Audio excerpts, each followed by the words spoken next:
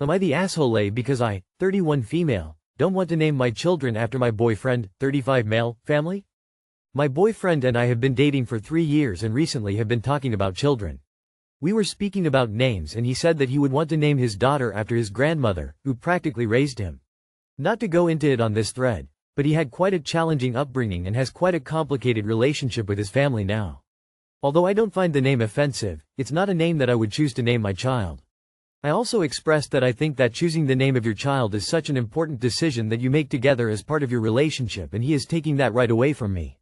He didn't understand and said he couldn't believe I wouldn't compromise on this and that I could name the rest of the children what I liked. I said I would be more than happy to honor his grandmother with a middle name, but that wasn't good enough. I personally think he is being extremely selfish, but maybe I am also being stubborn by not letting him have the name. I don't want to resent him or the decision, and I think it's such an amazing thing that you get to choose a name as a couple, but I can't see how this won't just keep coming up and causing arguments later down the line. Any advice would be amazing. When partners choose a name, they both have a right to veto until they both find a name they like. At least that's what couples who respect each other do. Your boyfriend needs to read the memo. Child's name comes from having 2 yes votes. If it's 1 no vote, then it's not an option. Not the asshole. Naming a child needs to be an agreement between both parents. Middle name is a good compromise. Plus, personally, I'm not carrying a child in my body and squeezing out of my vagina just to name them something I don't love. This point is irrelevant to you if you're going down an alternative route though. Nope, first name is 2, hell yeah, for it to be a yes. Middle name is where you compromise. So you are right and your boyfriend is wrong. And if he can't understand that, he need to mature a bit. If the name question comes up again, tell him he can have it as middle name, but first name is not something he can guilt trip you into. Pick a name you like which flows with your last name. If you aren't married, you should give the child your last name, which effectively removes his family from the equation. Maybe don't have children with someone who is selfish, thinks compromise means I get my way, and is willing to use guilt and emotional manipulation to do so. Just a thought. Edit to add: why are his wants more important than yours, if you're the one doing all of the actual work of carrying and birthing the kid? You might want to think if there's other topics he thinks he gets the only, final word on. If this is something that shows up elsewhere, that is a red flag. He doesn't respect you if he doesn't get why you won't just back down and let him have his way, damn it. Girlfriend, 32F, had a stroke and now I, 36M, don't know what to do. I don't even know where to start or how to write about this. But I've been thinking about this day and night for the past months. I, 36M, have a girlfriend, 32F. We started dating a year ago and, in June, she had a cerebellar stroke. She almost died, went through emergency surgery, stayed almost a month in the ICU, but survived. Since she left the hospital, shortly after leaving ICU, she has been working on rehab. Turns out she was left with very poor coordination, walking, texting, writing, etc., and very poor ability to talk, and swallow as well. Since then, she has been doing physio work, speech therapy, going to the shrink, meeting up with neurologist. Turns out she has an spontaneous artery dissection which led to the stroke. Anyway, it's been like 5 months now and she is still working on rehab. Even though she progressed, she's still far from full recovery. She can walk, but won't go far and won't be fast. She can eat and drink, but sometimes will cough. She can talk and text, but will usually take long for just a few words. The worst part is she only wants to sleep and eat candies. Every day we, myself and her family, had to kind of force her into doing necessary stuff like taking a shower, brushing her teeth, eating healthy and doing rehab. Her practice out of the rehab sessions are almost none. Here comes the issue. I care for her. I love her and we had plans of starting a family and having children. She already has 2 from her previous marriage, I have none, before. But now to me it seems like those plans are quite far and I don't feel it will be possible anytime soon. In the beginning, I was more than happy just for her being alive. Now I miss being in a relationship. I miss going out on dates, having conversations, intimate moments, going to the park. Doing things that couples do. Now I quite often feel like a single person. She doesn't want to do anything. Of course, I am not expecting for her to be able to stuff that are quite difficult physiologically, but I want to have the bare minimum of a relationship. Plus, the fact that she had a stroke creates a very dark scenario for a future pregnancy. It would be risky because of the meds she's been on. Also, the hormonal changes, and how would she walk combining her poor coordination now with a baby in her belly? How would she have a healthy diet for herself and the baby if now she doesn't want to? How would we raise the kids if nowadays she is not even raising her 2 kids, her family helps her in the moment? I feel like if I stay by her side I would be giving on all my dreams of having a family, a romantic relationship and the other perks. Nowadays I feel like more of a caregiver than of a boyfriend. I know she loves me back but I don't feel loved. I don't experience all those things that we usually have in a relationship. I see other couples doing stuff together and I cannot help but envy them.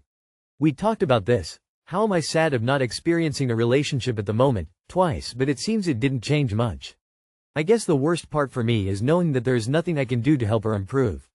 I mean, if she would be able to achieve full recovery, it would depend on her efforts. And last week her physio told her that if she doesn't put on the work she will end up losing her gains and regressing. Every day now I cry alone at night thinking about our current situation and our future. I love her and want to stay with her. On the other hand, I want to have a relationship full of joy. I want to start a family, have kids, raise them, have family trips and all those stuff.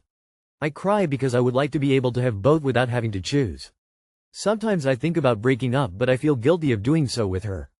It's not her fault that she had a stroke. She had a healthy lifestyle before. It's not like she cheated on me or doesn't want me anymore. I've seen some stories of people that went through something similar and ended breaking up. At first, I thought to myself, how could they do this? But now I think of this as a possibility. Although I have to be honest, it scares me. I don't know if I would be able to support the guilt of seeing her sad because of that. I don't know if I would be able to find someone new like her. I am also afraid of what other people would think of all of that.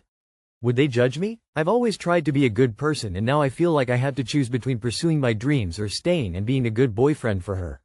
I always had this vision that a couple has to stay together in health and sickness, but now I feel like I would be giving up on my mental health by doing so. I'm sorry for the long post. I know that I don't really a clear question for you all. I'm not even sure of what to ask you. I just needed to vent off and get this out of my chest. I feel like I couldn't talk to anyone close to us about that. It feels wrong to feel all of that and I would be ashamed to talk about it with someone close to me. Thank you for your attention. Hope I can find my path soon. I had that exact same stroke in November 2023 at 32, I'm a woman. I wasn't hospitalized as long and didn't require surgery, but I still needed rehab and all. I know how she feels, it is not an easy recovery. You can DM me if you want to talk about it.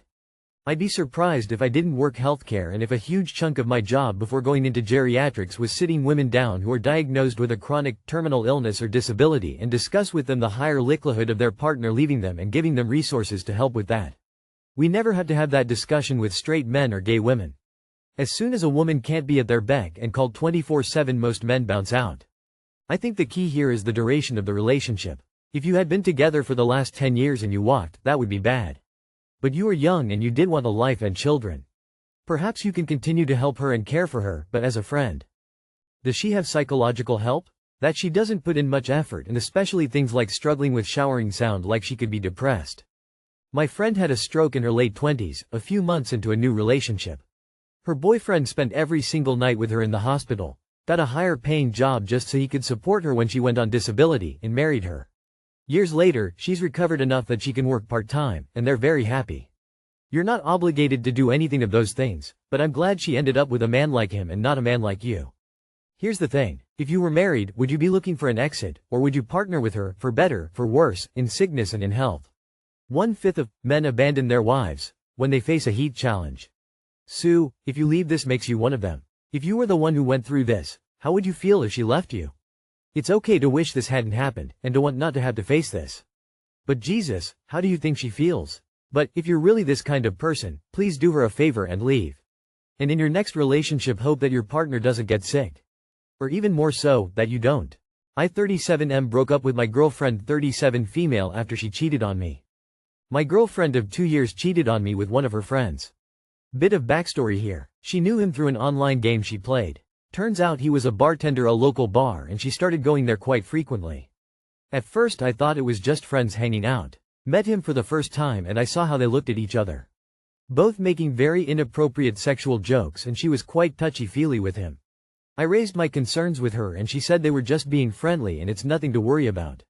Long story short, I find out she's been sleeping with him and I confronted her. She shrugs it off as if it's no big deal. Said it's only physical and there were no feelings involved. Stupidly I tried to make it work at first and asked her to cut him off so we can work on this mess and find a way forward. She insisted on keeping him around because he was a good friend and she enjoyed his company. It was extremely painful to hear. She chose him over me and was completely indifferent about my pain and heartache. I should add that she has severe ADHD and other mental health struggles. Also has severe substance abuse problems since she was a teenager. She was clean for the last year or so but relapsed a few months ago. That's when things went downhill. She has a history of cheating on every single one of her exes. Blames her ADHD, depression and addictions for all her terrible actions. I understand that her issues are partly responsible for this, but at some point she has to take responsibility for her actions. She's been medicated for her ADHD, but she's never consistent with it. She hasn't been on them for the last 6 months. She also blames me for cheating because I was concerned how inappropriate they were being with each other right in front of me. According to her, that made her more intrigued about him and led to her sleeping with him. The thing is, she's always like this with everybody. Overly friendly and flirting with everyone. According to her, it's just part of her personality and it's completely normal. She's an absolute mess and I should have seen this coming. So it's partially my fault. Have I done the right thing by breaking up with her? You got in like 3 successive car wrecks and are asking if you should keep trying to drive the totaled car. Time to move on, friend. Yes, you did. Also, it goes without saying, but ADHD and depression do not make one cheat. They're unrelated. Keep this as an example for future relationships. Don't ever give a second chance to anyone who cheated on you. Not worth your time and it's disgusting. What should you do now? Work out, invest your money, find new objectives in your life to stabilize your wealth. She sounds like an absolute loser and sounds like she has gaslit you enough to believe all her bullshit. She's going to cons running back when Mr. Bartender gets bored of her shit and she wants stability, so do not take back this gross cheater who blames you for her cheating. She told you who she is, and that's not someone you want to date. Easy and correct decision. Bro, she's cheated on every other guy. What makes you so special? You deserve a woman that doesn't even have to choose between you and a random dude. She can't be all that. It slipped out and she put it back in, dog. She opened her legs for another man. If she uses excuses like ADHD, then why would you want her to be a potential wife or mother if you're children? You're trying to build a house with poor materials, my friend. You're too good for her. My almost fiancé, 28F, cheated with a lesbian on me, 28M. How do I move forward better? My girlfriend, 28F, has been with me, 28M, for 3 years. We didn't have a proper beginning as we were both in relationships and cheated on our partners towards the end of the relationships. I am not proud of it and it was the lowest moral action I have committed. I went with my desire and I had to live with the guilt. During our 3 years, the relationship was quite well, we grew together, and both families were welcoming, going on vacations, and visiting each other's houses weekly. We even had plans on moving out and I bought the ring ready to propose. Shit happened. About 2 months ago, someone on social media anonymously tipped me saying that my girlfriend has been cheating on me with a lesbian from work for the past 6 months. At first, I didn't believe it, till I showed my girlfriend the message and she revealed that it was true. They have been seeing each other for the past few months secretly, and even her family helped her cover it up without letting me know. I did my best to communicate to gain more understanding first, and talking about how it made me feel in the most awful way possible. Needless to say, it was a lot of crying, pointing fingers, and not pretty. We tried to communicate on and off for the past 2 months, but I cannot see she is taking much action to rectify it, or showing much remorse other than blaming me at times for not providing enough emotional support. Now I'm thinking, maybe I have ignored the red flags at first that we started immorally, and characters do not change. I did the best I could to make this relationship positive and healthy, and I believe she did too for the most part before the cheating period. I have heard from other sources that she may still be seeing the affair partner in person, and all her colleagues are aware of it. We are now in no contact except when we go to couples counseling.